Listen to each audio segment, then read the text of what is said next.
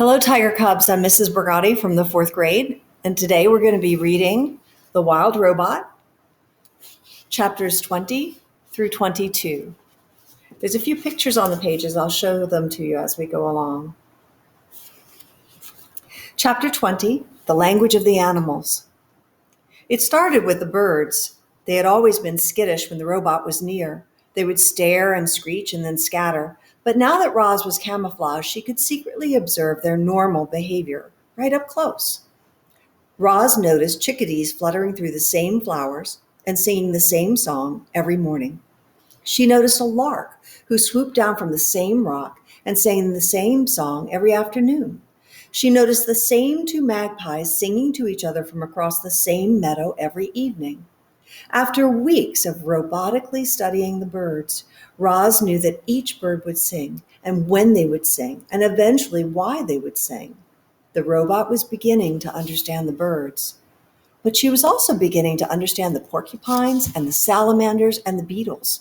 She discovered that all of the different animals shared one common language. They just spoke the language in different ways. You might say each species spoke with its own unique accent.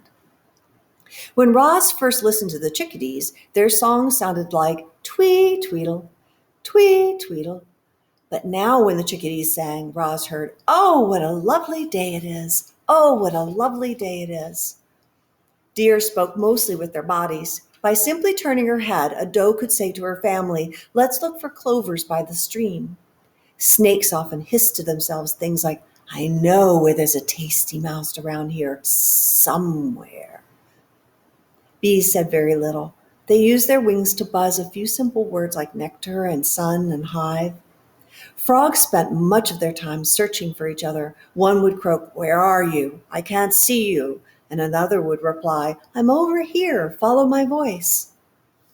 When Roz first stomped across the island, the animals' squawks and growls and chirps had sounded like nothing more than meaningless noises. But she no longer heard animal noises. Now she heard animal voices. Chapter 21, The Introduction. There was an hour each morning in the dim light of dawn when all the island animals were safe.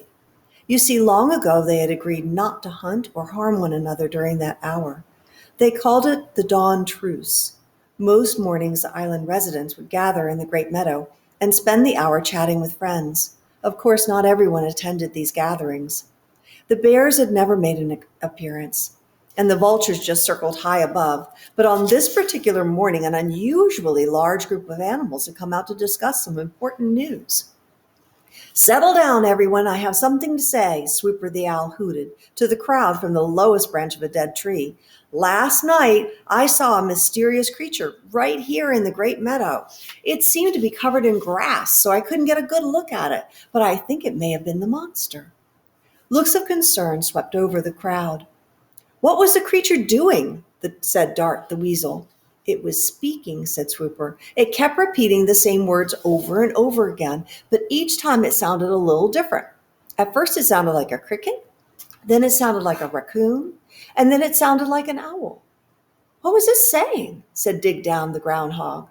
"I could be mistaken," said Swooper, "but I think it was saying, 'Hello, my name is Roz.'" The crowd began to chatter. "Just where was this creature?" said Fink the fox. Everyone turned as the owl slowly pointed his wing to a grassy lump in the meadow. It was a rather ordinary-looking grassy lump until it began to move. As you probably guessed, that grassy lump was Roz. She'd been there the whole time, camouflaged, watching, listening, and with all the animals looking at her, she decided to introduce herself. The crowd stared in disbelief as the grassy lump started shaking and bulging upward and crumbling apart, and there was the robot. Then, using her body and voice, the robot spoke to the animals in their own language. "Hello, my name is Roz." The crowd gasped. Swooper fluttered up from his branch and screeched, "It's the monster!" "I'm not a monster," said Roz. "I am a robot." A flock of sparrows suddenly took off. "Leave us alone," squeaked Dart as he crouched low in the grass. "Return to what horrible place you've come from." "I come from here," said Roz. I have spent my whole life on this island. Why haven't you spoken to us sooner? Screeched the owl from higher in the tree. I did not know the animal language until now, said the robot. Crown Point the Buck had heard enough, and he slipped into the forest with his family. So what do you want from us? Growled Fink. I have observed that different animals have different ways of surviving, said the robot. I would like each of you to teach me your survival techniques. I'm not going to help you, screeched the owl from the very top of the tree. You seem so unnatural. The monster's just waiting to gobble us up, shrieked Dig Down, and the groundhog disappeared into a hole. I will not gobble anyone up, said Roz. I have no need for food. You don't need food? Fink relaxed a bit. Well, I need food, and a lot of it. Why don't you make yourself useful and find me some food? What would you like me to do? Asked Roz. Can you hunt? And the fox smiled at a hare on the far side of the gathering. It's almost time for breakfast.